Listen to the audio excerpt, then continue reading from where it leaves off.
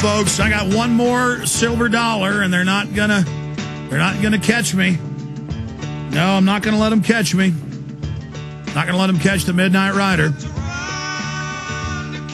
I tell you, this is an impressive interview, and I look forward to future debates with him.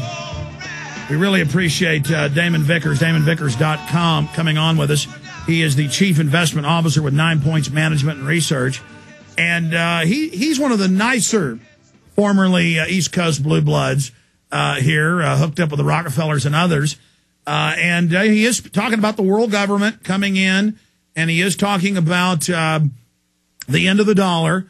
And we're going to, when we start the next hour, take your calls for all of you that are holding Shanky, Andrew, Karen, Anita, and others. But just briefly, we were talking during the break. You're saying, look, I grew up in a Buddhist monastery or lived in one. I'm not Beelzebub. That was a joke. I apologize. I just meant you speak with a silver tongue, and I understand it's a very convincing argument. But are you saying world government is a foregone? My dad left Goldman Sachs, gave up all of that, gave up the Brooks Brothers, gave up all that stuff, and I would sit and meditate with my father at 5:30 in the morning. I lived in a monastery called Odeon. I'm one of only 3 kids that ever lived there. It's on 1,100 acres, and it's a Tibetan Buddhist monastery, like for real. And what they're all about is trying to alleviate human suffering. So all of us would agree that suffering is something that we want to avoid, and that we don't like seeing others. Yeah, but you're saying the system's bad we've got now. Do we like seeing our planet suffer, and that we are living out of balance, and that we need to get not only the United States back into balance, but the world back into balance. As Prince Philip says, we need to cull. Prince Philip says we need to cull 80%. You're not for culling people, are you?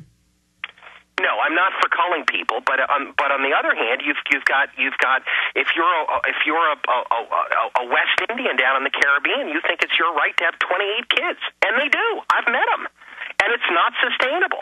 Many of those islands in the Caribbean they were paradise, and now they're not paradise at all. Well, let me ask you this then. Let me ask you this. Here's the deal. They can't feed themselves, and they're running out of space. It's horrific. Here's what I have to say to you, though. That's why I made Endgame Blueprint for Global Enslavement my film about eugenics, because I agree with you that we should have a debate about this, and people should know. All these people eating McDonald's hamburgers, living in trailers, partying, watching porn, and having abortions, they don't realize that the elite have decided to kill their butts.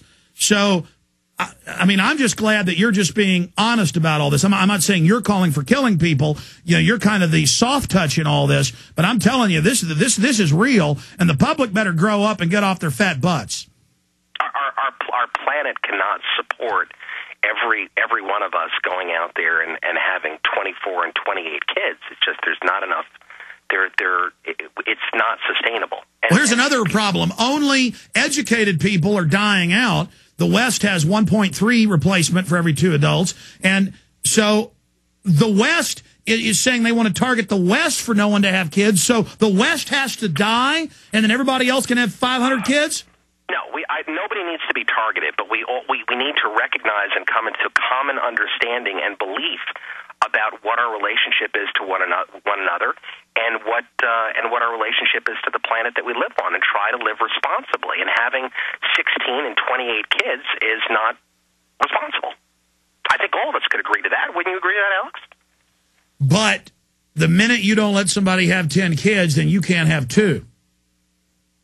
Okay, and there are nations that believe it's their right to deforest their rainforest, but these are the lungs of the planet. Should they be allowed to do that because it's their sovereign right?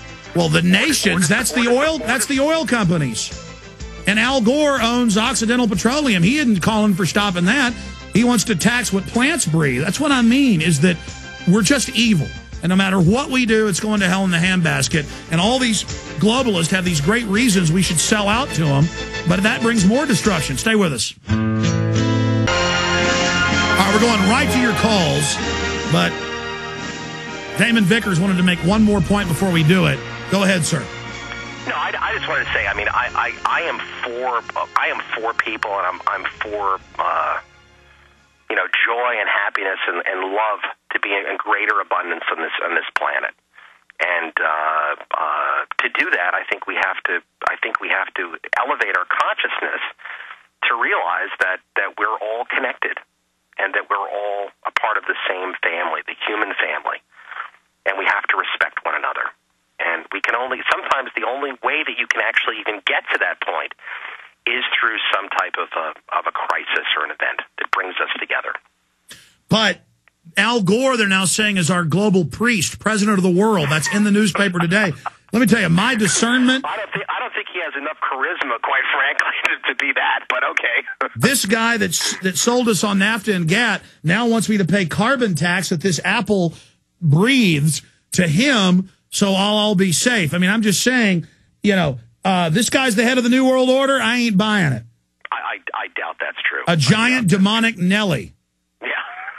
I mean, come on, man. This is not my cup of tea. Listen, let's go to Shanky in Georgia. Shanky, quick, go ahead. Hey, Alex, thanks. It's been a great conversation, and I really enjoyed it because I'm right in the middle of both of you. Because I'm on Damon's side on a lot of things, and yours on the other. To get to Damon and what he does for a living, out there right now, there are a lot of top callers. You've done very good in the past at calling tops.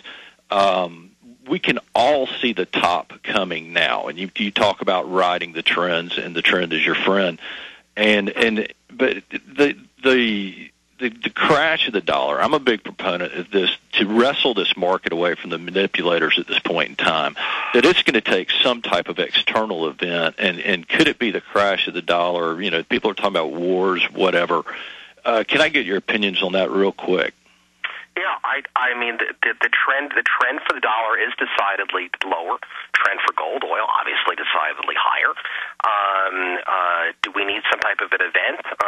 Yeah, I mean, ultimately, the war thing. I mean, ultimately, I think what you're saying is ultimately, does the government create some type of a global distraction to juice the dollar? Well, they've done that a couple of times in the past. I don't think they're really at that right now. I think their mindset is that a lower dollar juices exports, is good for the economy, and because they're not innovators, because Obama is not an entrepreneurial genius, he's a very well-spoken politician that delivers incredible speeches. So I really, really, really, really profoundly hope that it doesn't take some type of a global war for us to revive the economy of us exporting military machinery over into kind of an apocalyptic. But the Rand Corporation is saying that's what they need, and that looks like where they're moving the next 2 years with Iran. I hope not. I really hope not. Damon, you bring up a key point here, though. The numbers are in. Manufacturing's down, even with a weaker dollar that should boost it. That doesn't bode well for the White House strategy. No, it doesn't work. Destroying the dollar, inevitably doesn't work. There's an end game, and the end game is that you don't have a currency at all. And then that replaces 90% of its value since 1971. So, and that gets replaced with SDRs or a basket of currencies or a new global cashless thumbprint system. Well, I don't know that we're moving towards a thumbprint system. I think that if you see that the countries and that have things like oil, like resources, Australia, South Africa, Canada. And I know I misquoted when I made that comments about Canada not having resources. Canada has a lot of resources. Their currencies are doing terrific. The United States, we don't have that stuff. We don't have anything to export except promises, which is our promises to pay off the debt. All right. Stay there. We got to move quick in the final segment with our guest, to Andrew, Karen, who says she disagrees, Jeff, Anita. We got to hurry, and I really appreciate our guest. DamonVickers.com is Damon Vickers on with us right now. This has really been intriguing. Stay with us.